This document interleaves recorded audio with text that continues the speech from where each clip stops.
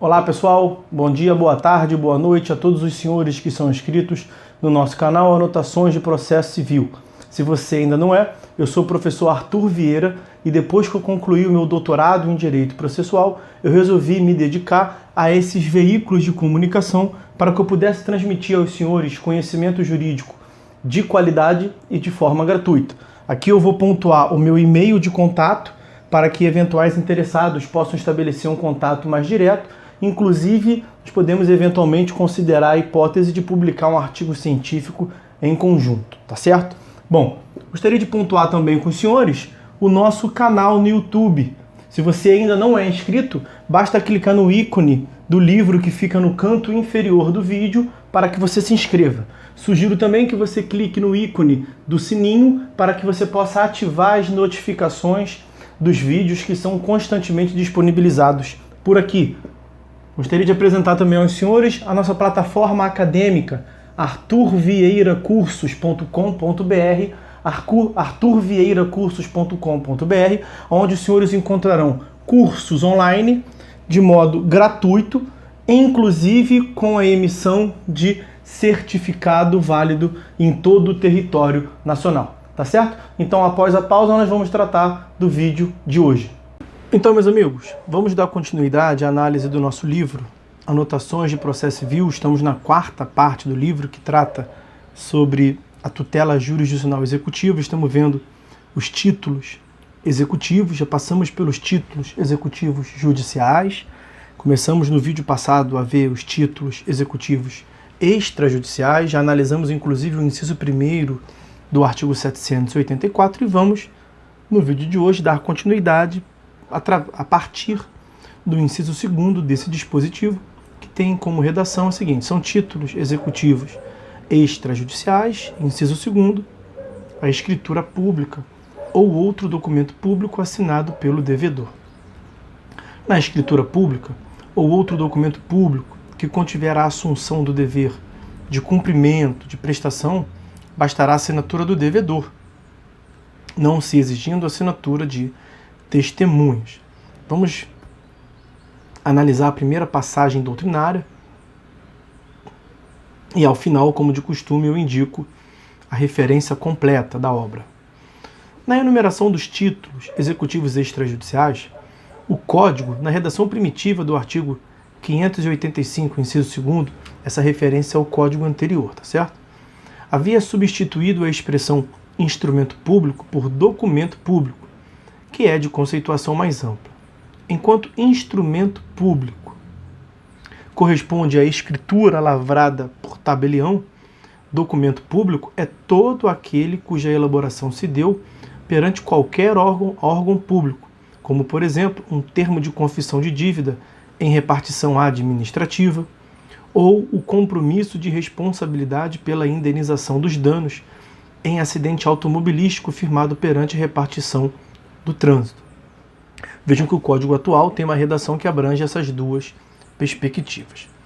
Essa obra consultada está aparecendo na tela agora para vocês aí a referência completa. Trago também uma passagem jurisprudencial. A execução de contrato firmado em escritura pública pode ser aparelhada mediante cópia autenticada do instrumento, caso que não se equipara à execução de cambial, cuja original deve ser exigido em face do princípio da circulação da letra, julgado do STJ. Abaixo aqui um outro julgado. Eu vou me furtar de fazer a leitura para que o vídeo não fique demasiadamente extenso, mas os interessados podem dar pausa, evidentemente, no vídeo e tomar a leitura. Ele está destacado aí na tela para vocês. Inciso 3º, terceira previsão do artigo 784 do CPC, que trata dos títulos executivos extrajudiciais. São títulos executivos extrajudiciais o documento particular assinado pelo devedor e por duas testemunhas. Quanto ao documento particular, a lei exige a assinatura de duas testemunhas, como forma de conferir mais segurança jurídica ao ato. Eu trago de início uma passagem jurisprudencial, vou ler a primeira delas. É pacífico o entendimento desta Corte no sentido de que a ausência de assinatura de duas testemunhas no contrato lhe retira a força executiva, E aí tem aí a referência a diversos julgados. O julgado que eu consultei é esse último, que está ali depois dos parênteses, agravo regimental nos embargos de declaração no recurso especial 860-188 de Santa Catarina. Abaixo aqui aparece uma outra manifestação jurisprudencial, um outro julgado. Mais uma vez eu deixo de fazer a leitura para que o vídeo não fique demasiadamente extenso. Os interessados podem dar pausa na tela para tomar as considerações. E aqui tem mais 2 julgados que vocês podem dar pausa na tela para tomar as considerações. Bom, vamos então ao inciso 4º. É título executivo extrajudicial, o instrumento de transação referendado pelo Ministério Público, pela Defensoria Pública, pela Advocacia Pública, pelos advogados dos transatores, ou por conciliador ou mediador credenciado por tribunal. O compromisso de ajustamento, objeto de atividade do Ministério Público, no procedimento administrativo, verba e graça no inquérito civil, preparatória de ação civil pública, artigo 5º, parágrafo 6º da Lei 7347 de 85, bem como a transação homologada pelo parquet nos juizados especiais, já eram considerados ex vileges títulos executivos extrajudiciais no Código de Processo Civil de 73, como se vê do inciso 7º do artigo 585 daquele diploma. O novo CPC ampliou a abrangência da norma, incluindo as transações celebradas também pela Defensoria Pública, pela Advocacia Pública, as procuradorias, por conciliador ou mediador credenciado no tribunal, bem como pelos advogados dos transatores. Neste último caso, é necessário que todos os transatores estejam representados por seus advogados, para que o instrumento tenha eficácia de título executivo. A homologação pelo advogado de apenas um deles não dá ao instrumento a característica de título executivo.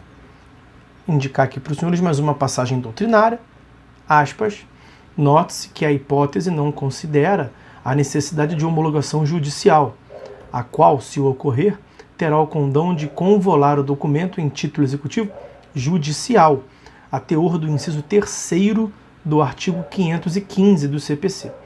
Considerando o consenso das partes na transação, basta a apresentação do Ministério Público, dos advogados públicos ou privados, ou ainda do mediador ou do conciliador, para que o acordo seja tido como título executivo extrajudicial. Mesmo a presença de um único advogado representando ambos os transatores já cumpre a exigência, não se exigindo um advogado para cada parte transatora. Essa passagem foi colhida da seguinte obra que está destacado na tela aí para os senhores. Inciso 5º, próxima hipótese de título executivo extrajudicial, o contrato garantido por hipoteca, penhor, anticrese ou outro direito real de garantia, e aquele garantido por caução. Primeira manifestação doutrinária. Hipoteca, penhor, anticrese são espécies de direitos reais de garantia e estão catalogados exemplificativamente no dispositivo. Daí a menção a outro direito real de garantia. Assim, o contrato que espelha a obrigação garantida por algum direito real de garantia ostenta executividade, a qual repousa no crédito relativo ao contrato e não no contrato propriamente dito.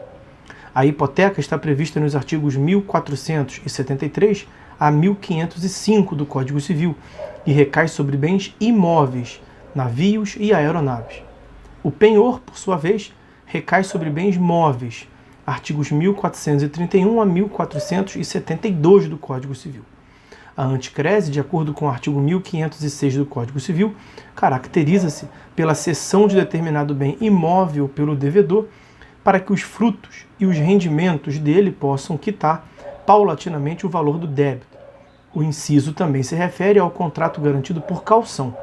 A caução é garantia de caráter acessório e pode ser real, oferecimento de um bem móvel ou imóvel, ou fidejussória, como a fiança.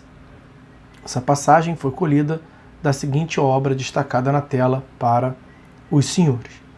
Fazer a leitura de um julgado. Execução com base em título extrajudicial. relação hipotecária que inicia-se pelo contrato, que gera a obrigação pessoal, que para se transformar em direito real de garantia necessita do registro no RGI, e sem ele não há título executável. O julgado do recurso especial 156.771 do Rio de Janeiro. Embaixo aqui aparecem diversos outros julgados, que como fiz anteriormente, eu vou deixar de efetuar a leitura para que não fique demasiadamente extenso o vídeo, mas os senhores podem evidentemente dar pausa no vídeo para fazer a leitura. Aqui embaixo uma outra manifestação doutrinária importante.